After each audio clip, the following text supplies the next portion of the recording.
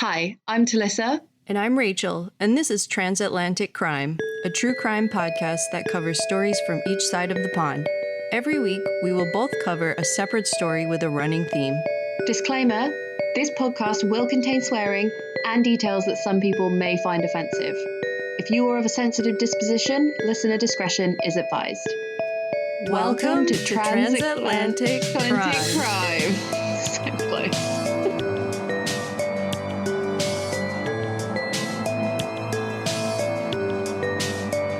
All right, here we Okay. are. Episode 4. Episode 4. Have you got any housekeeping or news, Rachel? No, nothing. Do you? Okay. Well, I'm glad you said that because it's my birthday tomorrow. The most important news of all. Yeah, that's what I was gonna say, but I didn't. Happy birthday, Talicza.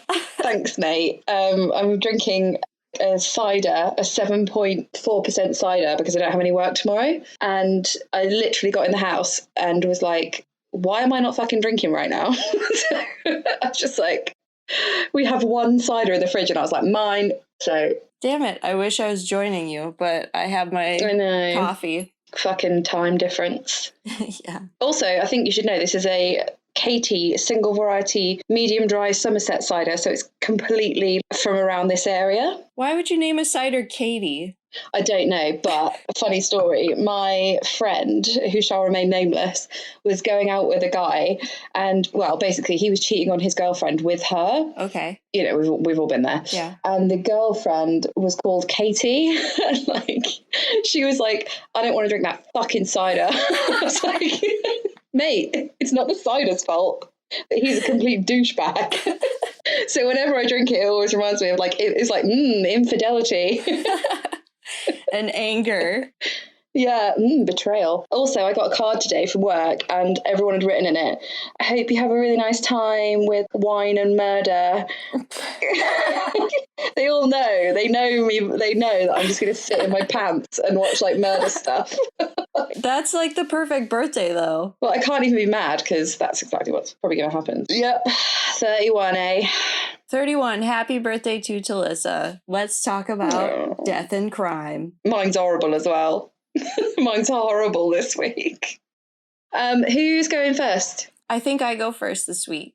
Okay, cool. So we're talking about crime abroad. So Americans committing crimes in another country and people from the UK committing crimes in another country. Yes. All right.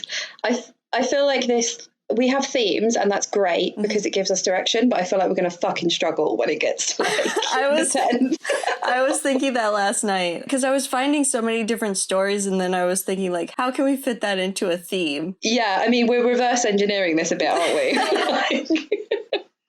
And also, like, I was listening to, because I started listening to My Favorite Murder from the beginning. Yeah. And on that, like, they had themes, and then they just were like, fuck this, there's no point, it makes it too hard. So, like, we may get to that point, but yeah, whatever. We're keeping to the theme for this week. Yeah, we'll do it for as long as we can. Like, as long as we humanly can, I will try. Okay, so... All right. Lay it on me. Let's go to Paris. It's 1991. Ooh. 1991, France, Paris. Cool. Barrie Taylor, a blonde, 5'4" divorcee from California. Is it a man or a woman? Woman. Divorcee. Woman, right? Okay. Yes. Yeah, I don't know what Barrie is short for. Barrie. Don't know. I've never heard of that before. But yeah, go on. Me neither. So she's standing in the rain. She's searching a map for the quickest way back to her hotel near the Eiffel Tower. Taylor had moved to France in 1989, so 2 years before, where she rented a small room and began to learn French. Aww. She had divorced. You don't have to be sympathetic for her. Although, maybe... Is she going to turn out to be a cunt? I don't know. This is for you to decide. But, okay. So she had divorced her husband, Leland Hewitt, who was 30 years her senior around the same time. But they, according to her, remained close and lived and traveled together until his declining health. She was in France when he died alone in California from heart problems in 1991. Of a broken heart? No, he was just not healthy, I think. No, he just died. Okay. Yeah, Sorry. He just died. But she said, the fact that I wasn't there was something I will never, ever forgive myself for. I don't think I can find a man that I loved as much. Even the way you're like quoting her, the voice you're putting on, I can tell that you're like, she's a dick. Yeah. He left her a large trust fund. So that was nice for her. When I was doing research on her and like what she was doing and stuff and the crime that she committed, a lot of the police, they're like, oh, how did you live in France without a job? And they think there's like a lot of reports of her doing sex work. Yeah. So she'd just walk around Paris and dress really fancy and use her accent to pick up men. But that was never fully proven. So, and she says she never did it. Okay. That's what the cops say. But keeping that in mind, she's standing in the rain, looking at her map. A handsome stranger asks her in French if she needs any help. And she answers that she's looking for the Eiffel Tower because her hotel's near the Eiffel Tower. And he Look up, stupid.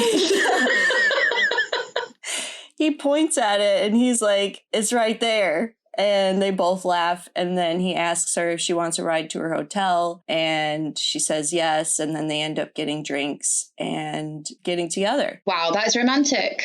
Yeah. So they got together. His name is Philip Pavigeau. He's an international marketing consultant. He's French. Okay. A few months later after that, it's April 1992. They move in together in his big old house in Versailles. So she moves out of her 1-bedroom tiny room and moves into his big house. He was separated from his wife, Roxanne, who was also an American, and he had 3 adult children. So they weren't really around. Or they weren't living with him. It's funny, isn't it? Like, he's obviously got a taste for the old Yankee Doodles. Yeah, the accent. Loves the accent. So do I. Who doesn't love an accent? Oh, I could listen to you all day, Rachel. From the get-go, Taylor did not get on with the ex-wife. Her name was Roxanne. She and Philip were in the middle of a divorce at that time, but Roxanne apparently resented Taylor's influence over her estranged husband and their 3 children, and she became obsessed with Taylor, apparently. Also, you may not know this, but I learned it recently because I've just started dating a French man. Yeah. And French people have this thing, apparently, where like their exes are always around. Okay. And like it's not a big deal. Yeah. I was watching like a YouTube video. It was like 5 things you should know when you date a French man, and like one of them is they're really direct. Another one is they're not really like present and card people on birthdays or occasions and stuff. Okay. And another one was, that their exes are always around. And like, I can attest to that. Every fucker that you meet, they're like, oh yeah, we had a thing, but you know. Right. Okay. Yeah. How do you feel about that? Oh, it's not the best, but like I've always hated exes. So it's a good kind of like, I don't know, exposure therapy for me to like get over it. Yeah. And what about the birthday thing? Well, my birthday, I'll let you know. Okay. I'll let you know what happens. Yeah. Well, I said, like, you don't have to get me a present. And he was like, well, I do, don't I, though? And I was like, no, you genuinely don't. And he was like, well, this is a trap. So, like, he was like, and then he said the other day, like, I've got you something. So, yeah, I'll let you know what it is. But he's good at presents. Like, he got me stuff from holiday. So, yeah. # not all French men.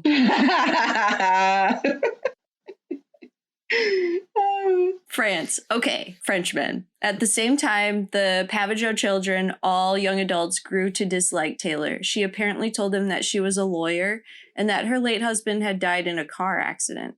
She also said to them that their mother, Roxanne, was, air quotes, the devil. That's a bit strong. Yeah.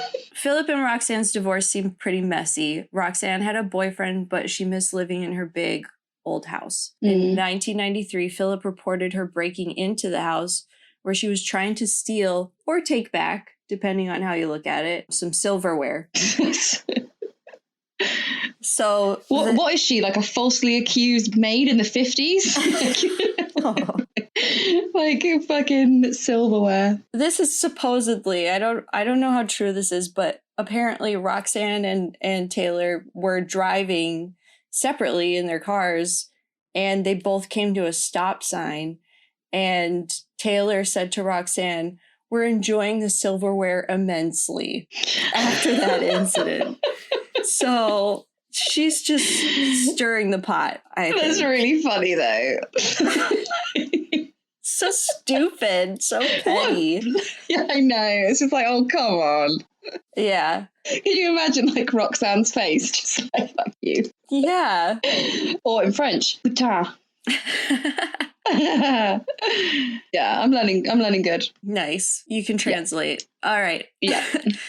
So the next time they saw each other, it was obviously 1,000 times worse. On Tuesday, September 28th, 1993, Roxanne Pavageau, she told her son that she was setting off for work and that she would not return until 5:30 p.m. and that she was going to get her hair done after work. So she was going to be at home later. Mm-hmm. So that was on Tuesday. By Wednesday, she had not returned home. Mark, her son, was like calling her work and her friends, and he even called hospitals because she hadn't returned home. And the other two kids, his siblings, they were studying in the U.S. and Philip was also on a business trip in New York, so they weren't able to say where Roxanne was. So by Thursday, he had not heard from his mother, so he called the police and they headed to his old family home, Philip's house, where Taylor had moved into, to see if she was there. They arrived to see Taylor's car in the driveway. It had been there when Mark stopped by earlier by himself, but no one had answered the door. So this time he had the police with him, and they politely knocked on the door. Nobody answered, so they kept knocking until they were banging on the door. Finally, she answered. She was sweaty and her hands were dirty. She was wearing like kind of old clothes, and she said that she was gardening, but she still let them in politely. Okay. So the back door to the garden was open, where Taylor had left a shovel next to a freshly dug 5-foot-long hole. Oh, come on.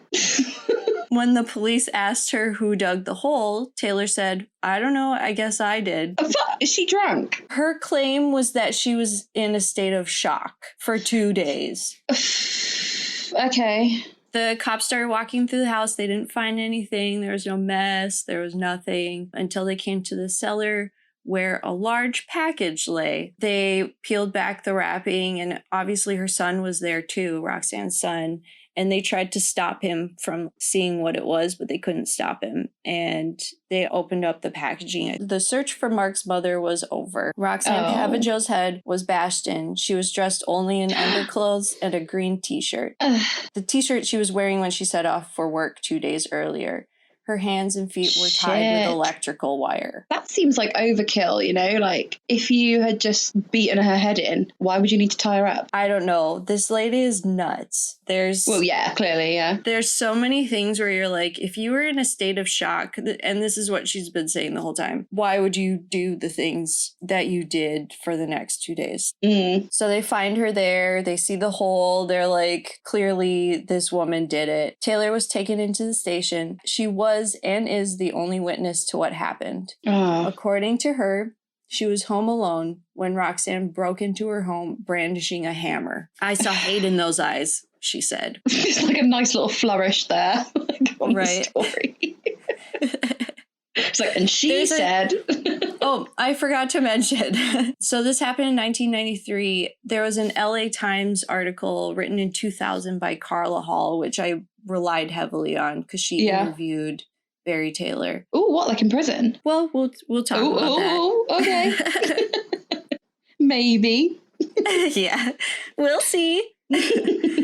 When she said, "I saw hate in those eyes," she's talking to the LA Times writer. Okay. Roxanne apparently broke into the house. Taylor sees her with a hammer. Later on, she said it was an object. She didn't exactly say it was a hammer. She just said object. And then she said her mind went blank. And the next thing she remembered was running out of the house to a payphone, because it's 1993, to call the police. You haven't got a fucking house phone in your mansion in Versailles. Like, I don't know. like, come on. It's France. Maybe they're too French for a phone. They just talk down baguettes and hope that it works. Yeah. I've got a French boyfriend. I can say that. So she's at the payphone, and then she apparently got scared that Roxanne was going to chase after her. So she hung up the phone and jumped in her car, and she drove to a friend's house. to ask him to check if Roxanne was still at the house, air quotes, hiding in her closets. Just to go back quickly. So when she went on the payphone, who did she call? She didn't call anyone. She started to call someone, and then she got freaked out and hung up the phone and jumped in her car. Call the fucking police. Right? So it's like, you're on the phone, just call those 3 numbers. I'm sure in France it's 999, right? Yeah. I don't know. I'm just guessing. I don't know. I'll ask Vince. But it's just like, I'm being attacked. There's somebody in my house. Like, right. It's either she got scared that Roxanne was she's telling the truth and thought she was still alive and was going to come after her. So she jumped in her car. Or she was just like, I can't call the cops on myself. I just killed That's a a very woman. bad idea. I'm going to go see what else I can do. To be honest, I'd rather get some sort of witness that I can lie to and then maybe go back and hide some shit that makes me look guilty before the police come. Oh my gosh. Yeah, I don't think the French police fuck around either. No. You've got those funny hats. She went to a friend's house that she's never named that friend because apparently she was having an affair with him, and he got in the car with her. They drove back to the house. And she was like, can you go inside and see if she's hiding in the closets? And he didn't go inside because he didn't want to ruin his reputation. He was just like, I'm not getting involved. And so he left. Do you know what? That would have been my attitude. You're just a side piece. I did not sign up for this. Why don't you call like your husband? Exactly. Well, they weren't married, but yeah. Well, you know, call the guy that owns the house. Yeah, your longest standing part. Look, I'm getting drunk. But you know what I mean. I know what you mean. Somebody that gives like half a shit, basically. Right. Not your sugar daddy or whatever. Yeah. All right. So he just left her. So she's sitting in the car by herself. She's like gearing up the courage to go in. She ends up going in, seeing Roxanne on the floor, dead. Okay. She covered her face with a scarf. She started crying. She was like freaking out. And apparently something that she remembered in therapy 6 years later, she was pregnant and she miscarried in that moment. Right. I'm not sure that's how it works. Like, I don't know. I don't know if like extreme stress and trauma can cause something instantly like that. I'm sure it can. I mean, maybe. But let's be honest, this woman's a fucking liar. Right. And this is something that she apparently remembered 6 years later. And it's just like, you're just trying to gain more sympathy. Like, I wonder if that was to garner sympathy. Because I just always think, like, what's the motive? Like, if it is a lie? And right. I don't know, maybe she had like an appeal. I don't know. Well, I haven't found out if she's in prison or anything yet. But yeah. Okay, let's see. Yeah. So that was Tuesday. Wednesday, she ran errands. She went shopping in Paris. Was one of the errands burying the dead like fucking ex-wife? Not yet. Okay. that was the day after. So she dropped off photos to be developed because it's 1993 and people still did that. Love that. And then the day after that, so Thursday, that's when she began her gardening adventure. Grave digging. Yeah. She did not call authorities. She did not remember cleaning up the blood or wrapping Roxanne's body ready for burial. Didn't remember any of that stuff, but apparently she did it. The thing that fucks me off is that you can just go, I don't remember. And like, nobody can force you to say, I'm lying. Like, do you know what I mean? It's really weird. Like, who the fuck can force you, like, without torturing you or giving you like LSD or truth serum or whatever, to make you admit that that is a lie? No one can. So if you just choose to say that forever, like, fuck it. Like, the secret's in my brain. You're never getting it out. What are you going to do? It's like when I was a kid and everyone would say, whatever. Like, that was the end of the conversation. Like, if you wanted to get out of something, it was like, whatever. And I would get so angry when anyone would say that, because it's like, that's not I can't do anything with that. Well, it takes one to know one. That's what you say to the cops when they call her a liar. What is it? Your paper, I'm glue, or whatever. I'm rubber, you're glue, whatever. Yeah. All right. Anyways. Oh, God. Okay. Obviously, Thursday, the cops get her. They take her in. They keep her there for 4 days to question her. She said that she acted in self-defense. She said, she came at me. She was out of control with rage. She had a hammer. She said she'd come to kill Philip. Then she wanted to kill me. It was her life or mine, so I hit her. It was a legitimate defense. I didn't want to kill her. Stop talking. Like, you've said your piece. Right. But she also claimed that everything went blank. So how can you say that? Also, like, I'm quite interested as to were the wounds on, like, the back of her skull, or was it, like, because, you know, sometimes when they say, like, oh, it's self-defense, like, with shooting somebody, like, if you shoot them more than once, then there's an argument to say, like, it wasn't self-defense. Yeah. Or if you shoot them from behind, or, you know. No, if someone's coming at you with a hammer and then you get the hammer, you're going to hit them. Yeah. And then you're going to run. Fucking she apparently, like, skull. she went nuts. Overkill. One of her defense lawyers was like, she made sure she was dead. Oh, God. And then something else that I read was that Roxanne was apparently sitting down when that had happened. But I don't know if they just guessed that or if that was like the coroner's final decision. Maybe if the hits were like exactly on the top of her head.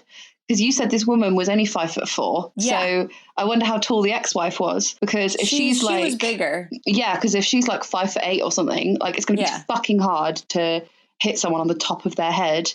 Right. Like, but enough to kill them. So yeah, that might make sense. And that was another thing. It was like, if this woman really came at you to kill you and you're 5'4" and she's bigger than you, you must have had the upper hand in the first place for you, a short woman, to kill a taller woman.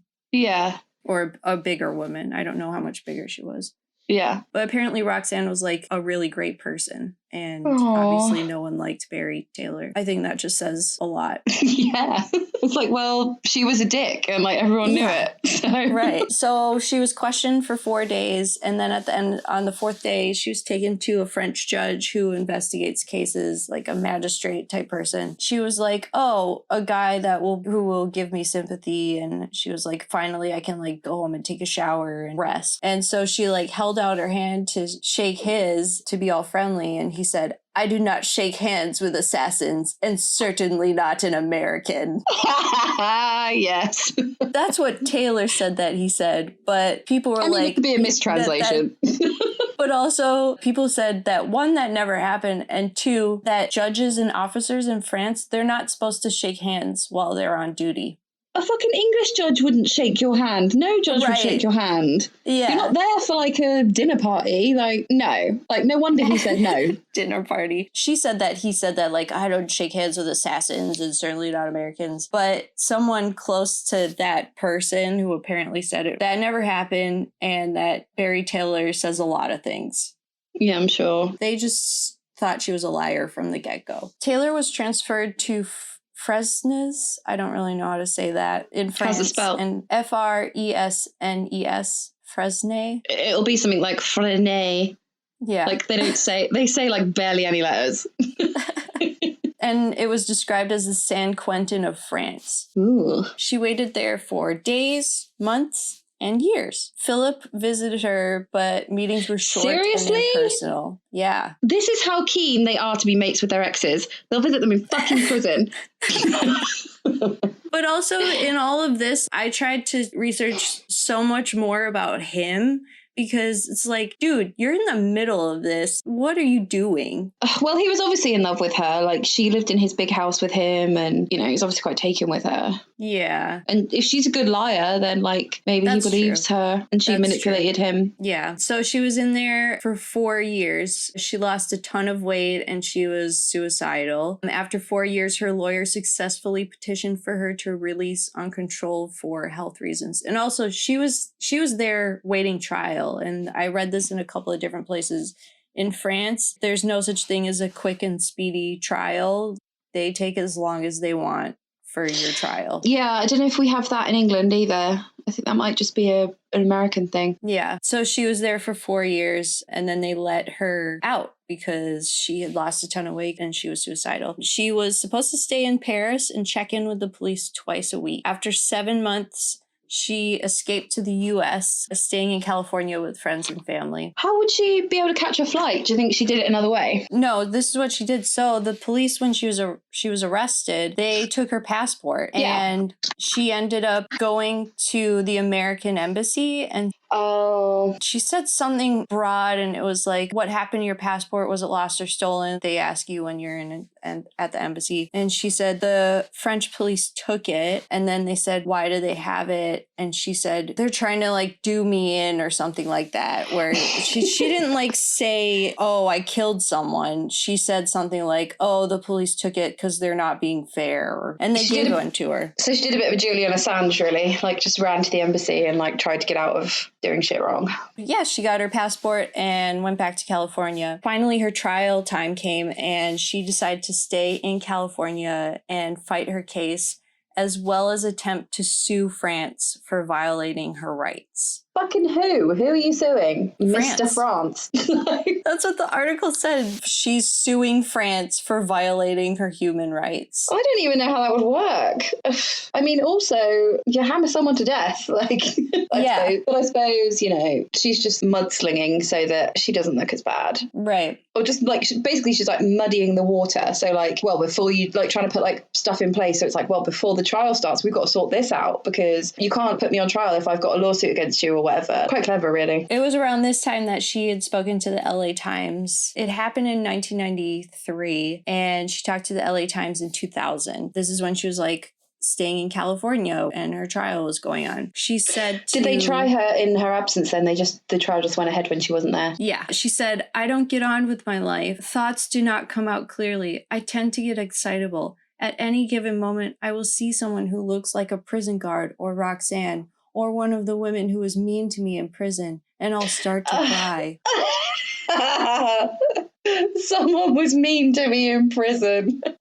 She says that apparently she was raped and the prison guards stood by and watched, let it happen. It's difficult, isn't it? I'm sure prison's not very nice, but that's what you get for hammering people to death. So. Right. Also, remember, Roxanne had 3 adult children. She had an ex-husband. She had people who cared for her. Like, at least have some kind of apology rather than, oh, it was defense and blah blah blah. It's all about her as well. Like, she's like totally the victim. Nothing at all of like, oh yeah, I was a fucking dick leading up to this to her for like 6 months, like, or whatever. Yeah. So France ignored all of her whining and they went to trial without her. Yeah. On Friday, June 23rd, 2000, almost 7 years since Roxanne Pavage's death, a judge found Taylor guilty of murder in absentia. She was sentenced to 30 years in jail.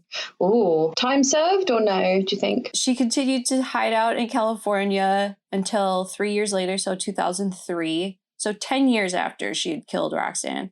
She was arrested in California and she was brought to prison in San Francisco.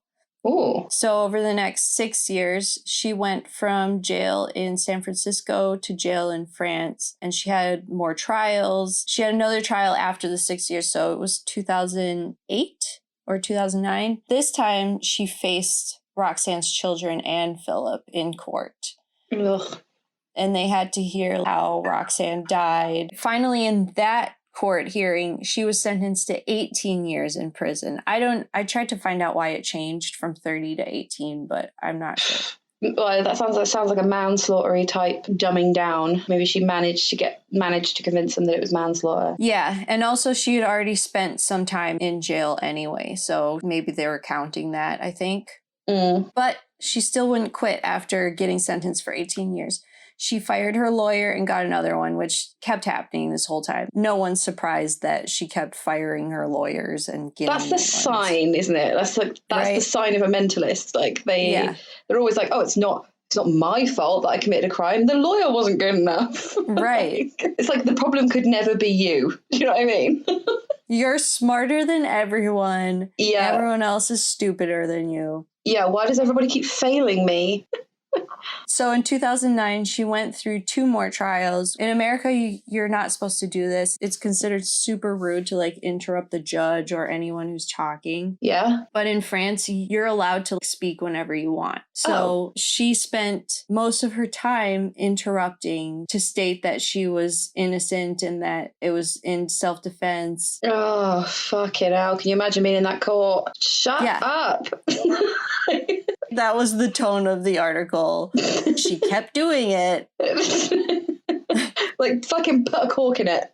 Right. But for that one, they brought in her family and friends from her past, and they all described her as violent in nature throughout her life. Remember her first ex-husband, Leland Hewitt? Mm-hmm. He had children, and she was apparently really mean to them. She was just mean to people throughout it. She was violent towards them. So that they were testifying to say, this is not a nice woman. Oh, fuck. Yeah. That's not what you need in your defense trial. But that she was still interrupting, like, oh, self-defense, blah, blah, blah. Just stop being obnoxious and sit down and shut up. Some people love the sound of their own fucking voice. So much so that they'll make a fucking podcast. Wah, wah. It me. After that one, her appeals were turned down. She went to prison for the next couple of years, 2009, until 2011, where she was again released under health reasons. She had lost a shitload of weight and she was suicidal again. I think she just learned from before and said, oh, I can just do this and I'll get out of jail. Yeah. I couldn't find any information since 2012 that she had been released. I don't know if she's in California. I don't know where she is in the world. She does have her own website, barrietaylor.com. Ooh. It's barrietaylor.com.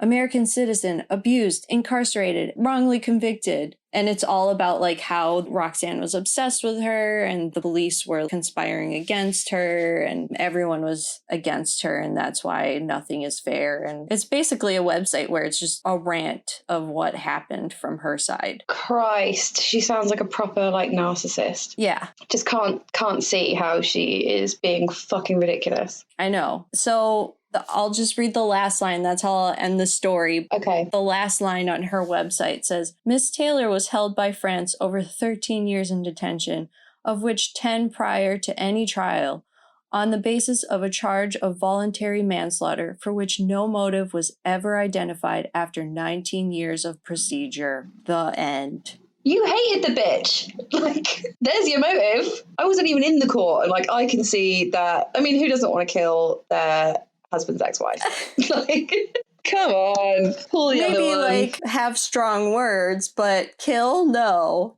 Pull the other one. It's got bells on, mate. Like, oh. So that's the story of Barrie Taylor and Roxanne Pavageau and the demise. Sad death. Yeah, that was great. Thanks. Let's hear yours. Oh, okay. I was gonna say, I feel like people feel like if you commit a crime in a foreign country, it like doesn't count. Do you know what I mean? Actually, in line with this story, I was doing research, and a month ago, 2 guys in Italy, 2 American guys, I think they were just high off their face. They stabbed an Italian police officer, and he died.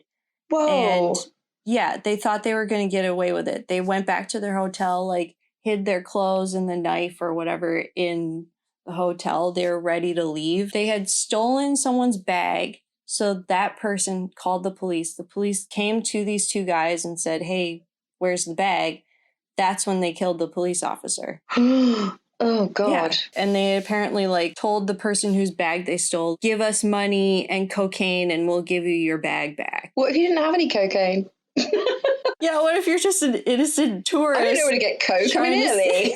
Yeah. Yeah, they think, like, criminals think that fucking stuff up abroad is like getting married in Vegas. Like, it only counts in Vegas or something. It's madness. Right. So, my story, I mean, I know yours wasn't lighthearted, but I feel like yours was at least like you could take the piss out of the person that did it. Mine, it's in no way funny. So just prepare yourself. Yay. Even today, as I was like going through the details, I was like, oh, fuck, I should have chosen something else. But basically, this is a really interesting one because I usually will listen to like another podcast or watch a documentary like while I'm, or like just listen to something while I'm at work, like an audiobook, so that I can like revise it sort of thing before we do it. And I couldn't find anything like on this case, which is crazy because it was pretty big in the news. I just don't think anybody's bothered yet. Was it recent? Yeah, pretty recent. It's 2014. Oh, wow. Okay. 2013. Okay. The guy is called Rurik Jutting. He's English. Okay. So he grew up in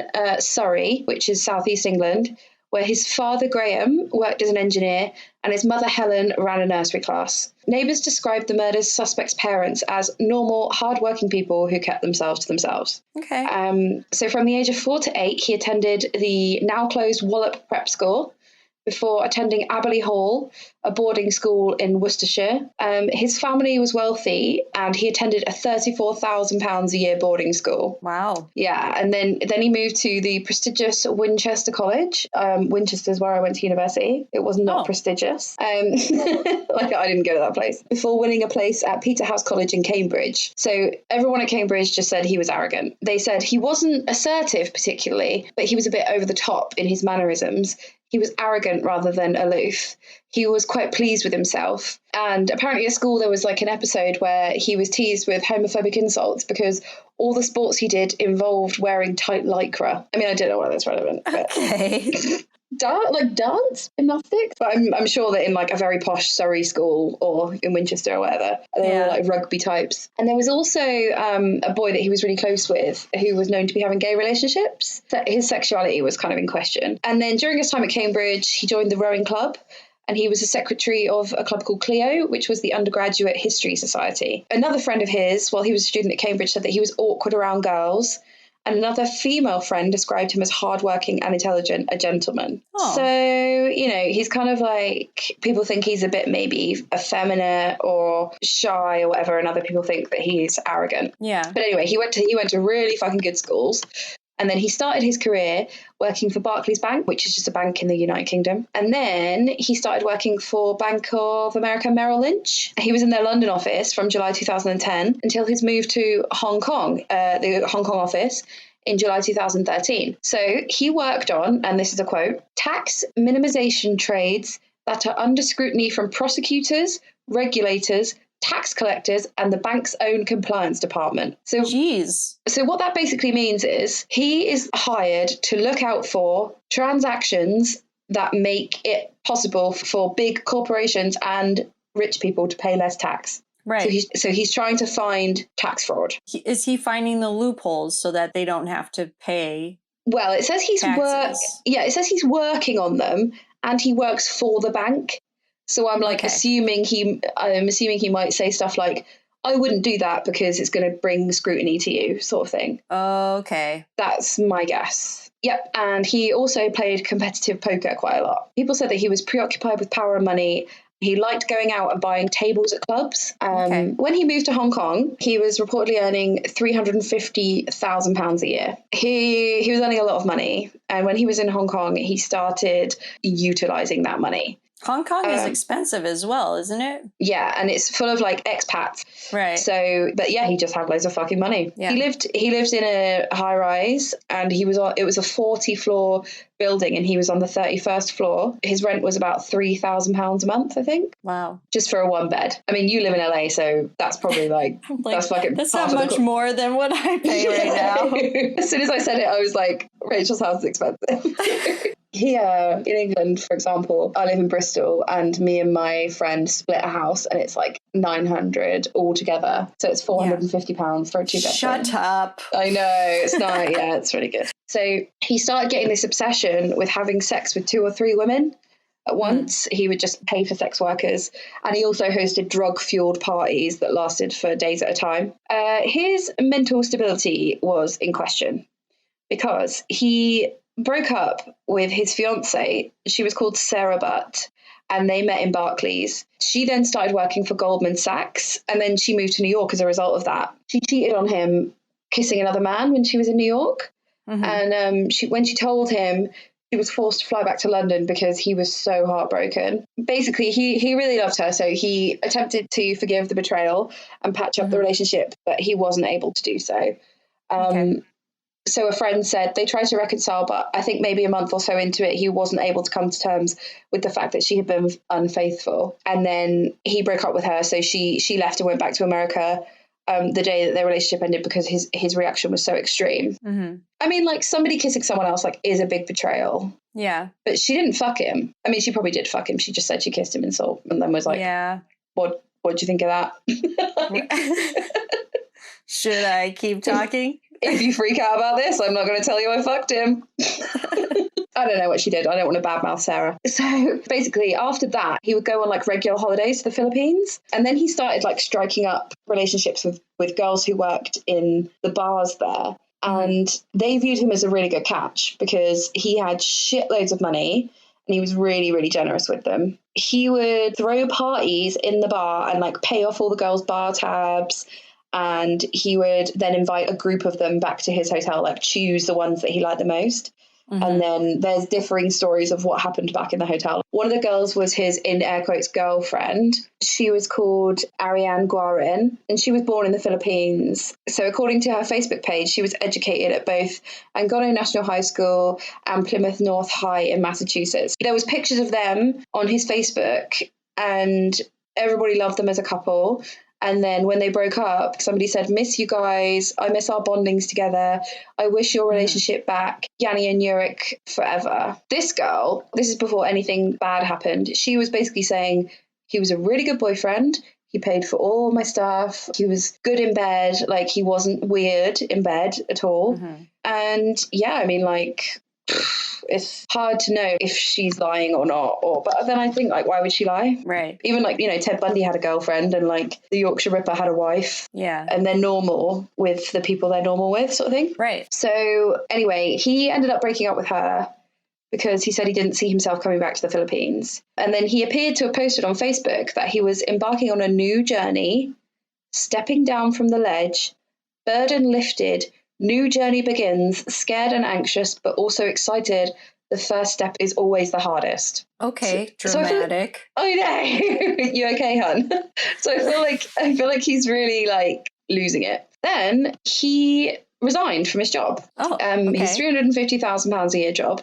He resigned and he set an auto reply on his email. So people emailed him and they would get the reply, I am out of office indefinitely. For urgent inquiries, or indeed any inquiries, please contact someone who is not an insane psychopath. I'm reading this word for word. That was going fine, like, you know, up until... Who do I contact? Is it Dave in accounting? Who is it? Yeah, I just want to get this covered. Like, who do I talk to? I just want to sell my shares. Yeah. Well, don't contact him because he's an insane psychopath. And then the next line says, for escalation, please contact God, though suspect the devil will have custody. And then in brackets, it says, last line only really worked if I had followed through. So basically, that kind of suggests that he wanted to commit suicide. Yeah. Because it says, for escalation, please contact God, though I suspect the devil will have custody. Like, he thinks, like, I won't be in heaven, I'll be in hell. Right. And the last line only worked if I had followed through, which he hadn't because he hadn't killed himself. But fuck me, can you imagine receiving that email? You'd be like, what has happened at Merrill Lynch?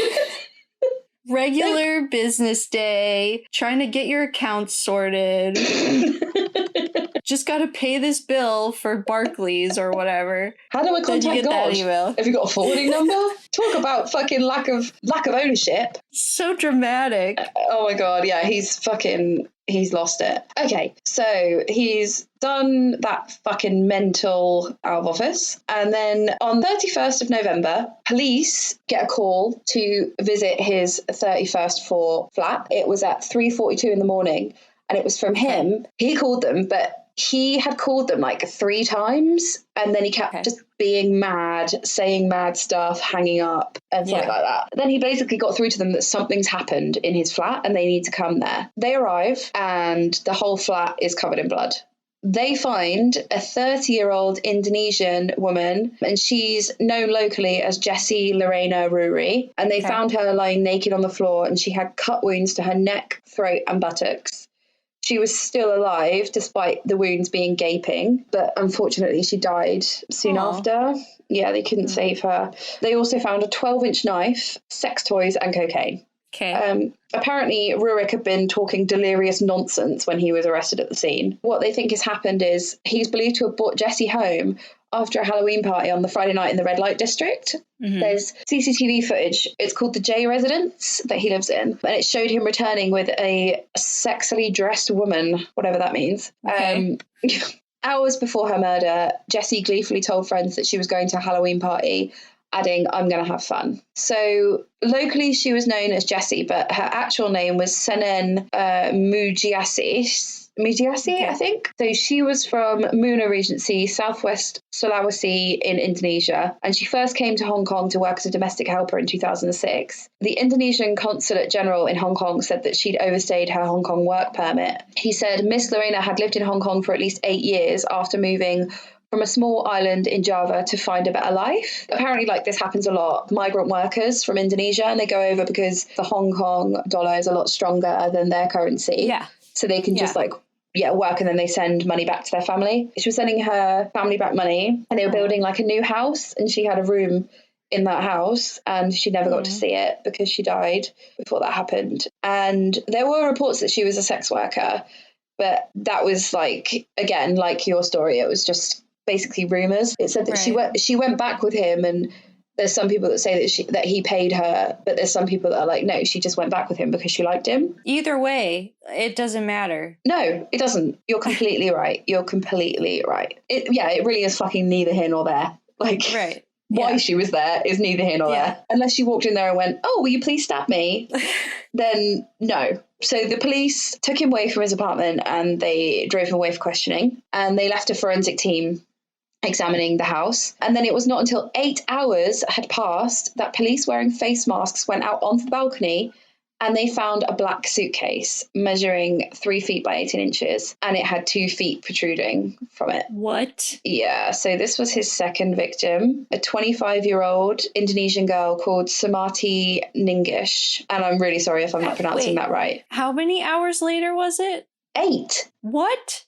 Yeah, and like, okay, so the body's state of decomposition led police to believe that the suitcase had been left out in the Hong Kong sweltering humidity for like 5 days. And then there was reports, one man living on the block where most of the residents were expats said he noticed an unusual smell. And so I don't know what the fuck the excuse is that they didn't find a fucking suitcase on the balcony, but they didn't. A police source quoted by the South China Morning Post said she was nearly decapitated and her hands and legs had been bound with ropes. She was partially clothed and wrapped in a towel before being stuffed into the suitcase, and her passport was found at the scene. So the assistant police commander, Wan Su-hung, said officers had not discovered the body sooner because they were collecting evidence in the living room first. Okay. I mean, maybe they were doing a really thorough job in there. Yeah, but you come into a place, you check every room, don't you? Well, surely. Including the balcony? Yeah, and there was also, this isn't in my story, but like there was also reports that Jessie had texted her friends saying, oh, like this apartment really smells.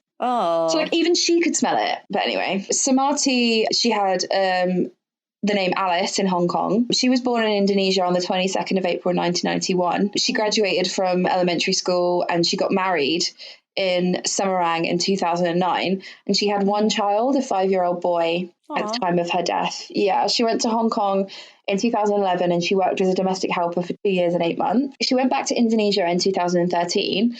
And this is really cool. She attended a disc jockey course for 5 months. Aww. Yeah. And then she returned to Hong Kong in 2014 with a tourist visa, and then she wanted to get a job as a DJ. Yeah. Like in a club. Before the murders happened, she told her family that she was intending to return home on the 2nd of November 2014. She was murdered 5 days before the 31st, so 26. That's so sad. Yeah, so she was really close to just leaving and going home anyway. Yeah, so this is what Jutting told the police about her. He said, essentially, from Monday to Friday, I would phone up and take large amounts of cocaine, getting high and drinking, visiting sex workers or them visiting me. And then he said he'd first met her in the Ozo Hotel in the Wan Chai district of Hong Kong a few weeks before he killed her. Apparently, he had hired her as a sex worker, but she had given him a 50% refund because he'd hurt her during sex and she wanted to leave. Mm-hmm. So he admitted being a bit rough with her, adding that it was the first time I got sexual satisfaction out of essentially hurting another person. Yeah, the pathologist said that she was found in a fetal position in the suitcase. A purple rope and ligature was tied around her ankle and hands, and a bag was over her head, and her body was wrapped in a bloodstained sheet. And she had injuries on her body and on her head and her neck, but she wasn't decapitated. The pathologist said that she suffered extensive damage to the neck area. Her body also suffered a number of injuries consistent with her being beaten with a belt and attacked with a pair of pliers.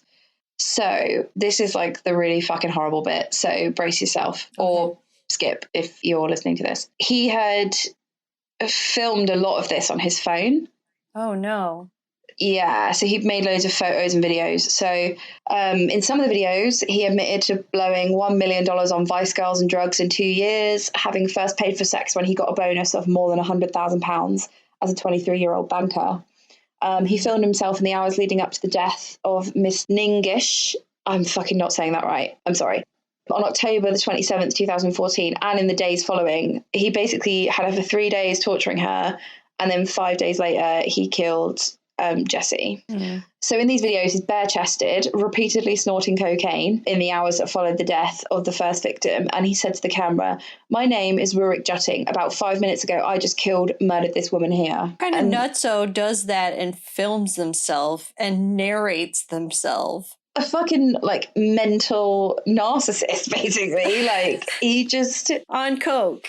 Yeah, well, he's just coked up. He thinks everyone wants to hear what he's got to fucking say. Yeah, so they also found pictures of her bound and gagged on the couch. And then they found another picture of her in a large pool of blood in the floor in the bathroom. They also saw a picture of him holding up her head after she died. So I'm going to, like, skim across this fairly quickly because it's so fucking horrible that, like, even I, as a veteran crime person, like, it really did make me feel fucking sick. So basically, his first victim, he was making her lick the toilet bowl, and he peed in her mouth, and he was like saying to her, "Do you want me to hit you? If you say yes, I'll hit you once. If you say no, I'll hit you twice. If you scream, I'll punch you." And to cut a horrid long story short, to kill her, he put her head over the toilet and then, like, made her lick the toilet and then slit her throat. And he said, "I treated her as a non-person, a sex object, and that turned me on." This guy's horrible. He's the worst piece of shit. One of the worst pieces of shit I've ever fucking, like, you know, the toy box killer? Yeah. Like, he reminds me of that, like, just completely sadistic, horrible. But it's just fucking crazy because all these other girls were saying, like, "Oh, yeah, he was a really nice boyfriend. You know, he bought us stuff and he was a gentleman and he was fine in bed." That doesn't matter. No, it's just strange. Also, he filmed himself and took pictures. That makes it so many times worse. Yeah. Because what were you intending? The only reason he was doing that was to watch it later on so he could use it. Yeah. That's disgusting. Yeah, definitely. And then he's just completely fucking deluded. Like, so he gave a full confession to the police. He didn't try and hide anything. In fact, like, he probably went into too much detail, how good it made him feel. He said, "Initially, I felt disgusted, but now I feel more positive than negative. At the moment, I'm supposed to..." Great for you. Oh, well, good. He said, "At the moment, I'm supposed to feel pretty disgusted and pretty bad, but I'm feeling hungry. That is not the mind of a sane person." No. He said, "It's Monday night. I've held her captive since early Saturday. I've raped her repeatedly. I tortured her badly. Although not feeling guilty, I feel sick. Body has a soul, but the mind has not. I genuinely feel sexually happy after the event, and not even when I'm under the influence of alcohol." Oh my gosh. Yeah, like... This guy makes me want to throw up. Yeah, it makes me feel really fucking gippy. He said he's always had dark fantasies and wanted to push the boundaries of complete and utter abnormality. He also said, "When I'm high on coke, I have the propensity to do stupid stuff." Like an understatement of the year. Are you blaming the coke? Well, come on, like, dude. Clearly, yeah. And he just said, "She was unlucky to be the person in my flat when I realised that physically hurting someone when under cocaine was something I gained satisfaction from." And he also said, "How the fuck does a single man with no dependents spend more than $1 million in 2 years? The answer is drugs and prostitutes." Okay, charity dude. donations, can I suggest? Go on a holiday. Go buy your mom something. Buy your mum a house. Yeah. I know your mum's got a house, but, like, fucking buy someone's mum a house. So basically... Sorry, you don't have an imagination, bro. Yeah, I know. But it's just that whole thing of, like, well, what the fuck else am I supposed to do? Complete just negating of any blame, basically. It's not my fault. It's not my fault I was bored. I had all the money. Fucking dick. And so basically the police were like, well, if he's done this, then he's probably done something else. So they were going through his phone, and he added there was no need for police to look for any other victims. He said, "I can honestly say these are the only 2 individuals who have been killed by me. Thank you for treating me well. Okay. Anyway, on the 8th of November, he was convicted. This is 2 years later. On the 8th of November, I think it's 2016, he's convicted of 2 counts of murder, obviously. I think he got like 60 years. He's not getting out. Is he in England? He's in Hong Kong. Oh, okay. But he did the same as your one. Like, he tried to get out and get back to England. And they were like, nah, no way. No fucking way. His mum, Helen, did not want to comment when she was approached at the Shakeaway milkshake store she runs in Woking. Have you been to a Shakeaway? Okay. No, I don't think so. Oh, they're so good. What is it? It's a milkshake place. Yeah, it's a milkshake place. I don't know if you have the equivalent in LA, but they basically, you'll say, I want an Oreo and a Dime Bar milkshake. And they literally put an Oreo and Dime Bars into a blender with milk and ice cream, and they blend it up. You're just drinking liquid fat, and it's so nice.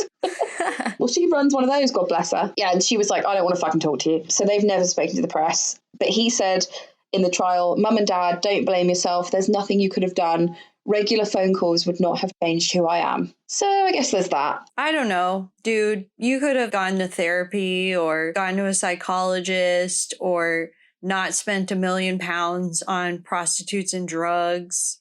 I mean, yeah, there's a lot of ifs and buts for candy and nuts and every day of Christmas for this guy. Jeez. At the trial, his defense said that he was heavily addicted to cocaine.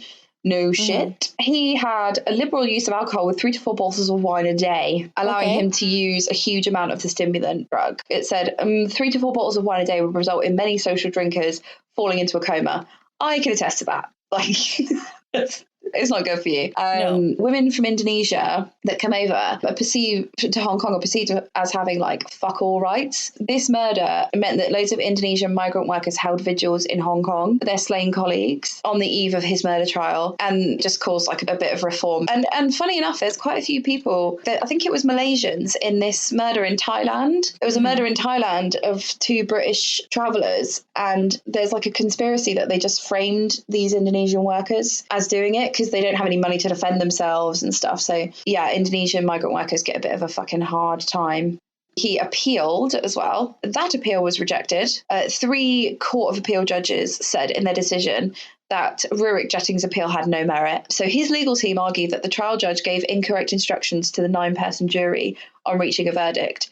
His appeal lawyers said that the trial judge made an error in his directions to jurors on assessing Jutting's psychiatric disorders and whether they constituted a mental abnormality. So under Hong Kong law, an abnormality of mind that substantially impairs mental responsibility can be used as a defence against a murder conviction. Really? Yeah, but it says like abnormality of mind, but the insanity defence, you can use it here, but the definition of it is you would have to have done the crime whether or not a police officer was standing next to you. Oh. That's basically like the rule of thumb. So if you were still going to do it, even if a police officer was standing next to you, then you can get off with it. Right. But for the most part, I think he was just so high on fucking coke that, I mean, there's no way to tell if he was insane or not, or if it was the coke. Right. Yeah. So anyway, he can go fuck himself. He's still in prison. And none of Rurik's family members attended the trial, but they have been to see him in the prison in Hong Kong. Okay. Why the fuck? I mean, think family. I think that's a tricky one. That you can't beat a mother's love. Yeah. I feel like it doesn't matter what I did, my mum would still come and see me. And my brother. I would still probably go and see my brother. Like, he'd have to do something fucking terrible. Even if I hated them, I'd still want to be like, what the fuck, dude? I would want an explanation. Yeah, like, oh, what the fuck were you thinking? Right. Yeah, he seems to come off pretty normal for the most part. Like, this seems like the first time he's done it. It's not like they revealed that for years and years and years he was a serial murderer. Right. I mean, he's obviously not fucking great at getting away with it. No. Hiding a body on the fucking balcony where it starts to stink after 5 days with a foot hanging out the suitcase isn't really like incognito. Also calling the police on yourself. Yeah, so he's obviously not like a fucking down low serial killer. Right. I don't think I've ever heard of that. Like, I heard it was like, oh my God, did you hear about that guy who killed women in Hong Kong and put one of them in a suitcase? And I was like, yeah. And then I forgot about it. And then I tried to look for documentaries and there's not really any. There's just clips of the news. Although I did find one podcast today and it's called something like Asian Madness. Mm-hmm. I will properly like credit it though, like in show notes or whatever. But it's basically a girl who does like spooky stories from Asia and like spooky stories, mysteries, murders, ghost stories. Yeah, and I found that today. It's fairly old, but that's the only one I could find. And she didn't have any information that I hadn't found. She's obviously looked up the same news stories that I have. So that's good. So that's out there now. Someone else can find it. That's the story of him. Good story. Thanks for listening to Transatlantic Crime this week. If you liked what you heard, please rate, review, and subscribe. And if you'd like to follow us on social media, you can find us on Twitter at TransatCrimePod, Instagram at Transatlantic Crime, and on Facebook with Transatlantic Crime Podcast. Thanks, bye.